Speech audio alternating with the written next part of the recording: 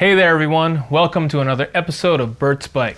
Today we're going to go over my brand new helmet, the Bell Broozer. Let's jump into it. Alright, so I got a new helmet in the mail, and if you are thinking about purchasing this helmet, what it is, who it's for, and why did I buy it?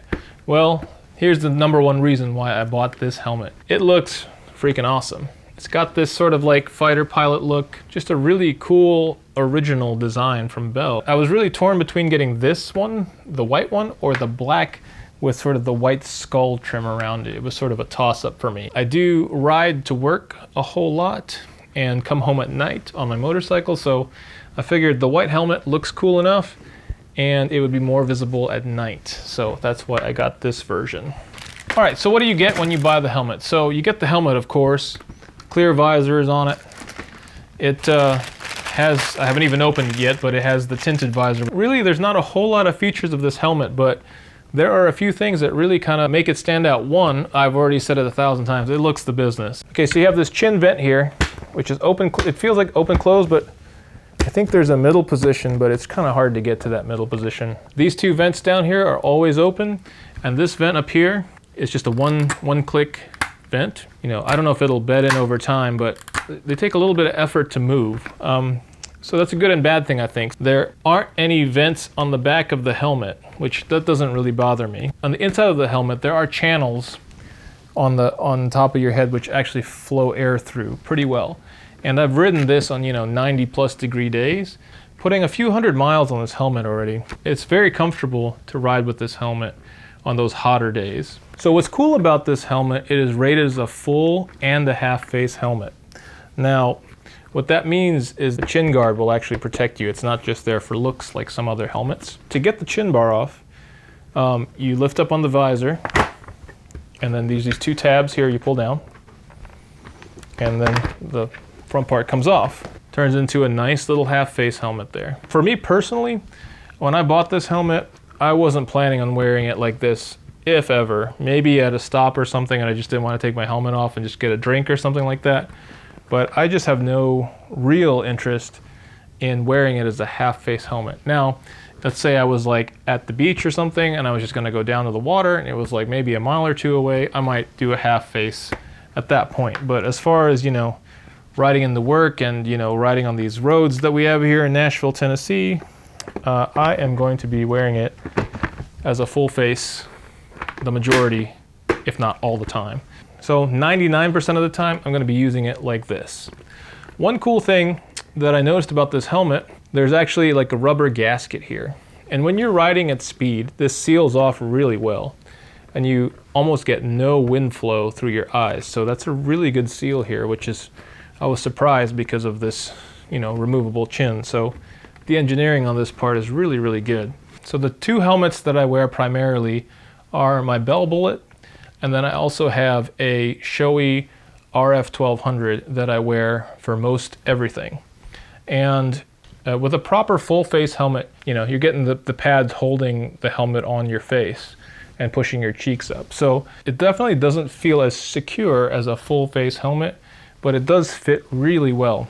Where this helmet kind of differs is that because it's a convertible helmet, I guess, the liner kind of stops, kind of right where your jaw begins. So there's nothing really holding that in there. So the trade-off is that you're going to get a lot more airflow coming up from underneath the helmet. Now that airflow is great in the summertime, but if you're using this as a winter helmet, you kind of got to figure out something else. Or if you're using this as a vlogging helmet where you have a microphone in there, you got to kind of figure out something else to deal with that wind noise coming through. So for me, I actually blocked off these two vents here. I have a chin skirt right there that I put in, as well as some padding I just kind of like Velcroed into place right there. In the future, I may try to get slightly thicker pads on the side just to kind of give a little bit of extra grip. But when I'm at speed, it doesn't seem to be moving around and the wind doesn't seem to be pushing it around or anything like that. But with that said, it does channel air through the helmet without being annoying at lower speeds. Now, when you get up to higher speeds on this helmet, above 50, 60, 70 miles an hour, that's where all that noise seems to creep in. Like below 50 miles an hour in its stock form, it definitely is a great around town helmet. Personally, I don't really think it's a good touring helmet just because there's so much noise in the helmet. Oh, the other thing I forgot to mention too is it has this ratchet strap here. Once you adjust this, it's just a really easy one pull and it comes off. And it's super sturdy and it doesn't feel like it's gonna give or anything like that. The one drawback to having that though is when it is undone, these pieces are a lot heavier than the D-rings, and sort of like if you don't fasten it back in and carry it around or push it in your helmet when you're transporting it, sort of hit the outside of your helmet. I think that's a great thing to have on here. You know, I'm just kind of traditional D-ring kind of guy, but I do like having that feature, especially if you're running errands and running into stores really fast. It's just really easy to kind of on off your helmet versus having to go through the D-ring every time. So a really cool feature. So compared to my Shoei RF1200, I do feel like this is a really solid helmet, you know, as far as feel, but it definitely doesn't feel like a $500 helmet. Right, so the price point on this helmet, I think it's originally $275 or around there. I think that's a little much for the helmet. I got it on sale for about $225. But I really think the pricing on this helmet should be about $200. I think that would be just a really good price point for something like this. That's not super technical. That's just more concerned about style, you know? Now, there isn't another helmet that I know of on the market that does what this does and also is like dual certified. That will also protect you as a full face helmet as well. So that's one thing that Bell has going for them.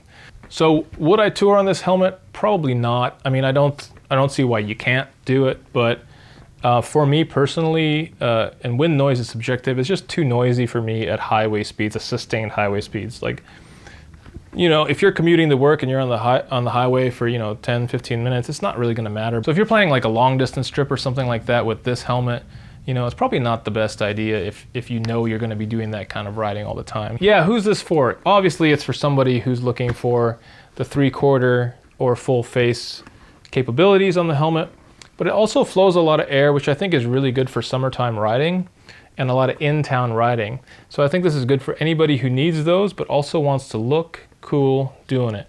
Anyway guys, that's about it. I hope you liked this review on my Bell Broozer helmet. Also, if you want to purchase this helmet, I'll leave a couple links below. If you want to use those affiliate links, that'd be great. It would really help out the channel at no cost to you. Please like and subscribe, hit that notification bell, leave a comment below. It's Bert's Bike, and I'll catch you on the next one.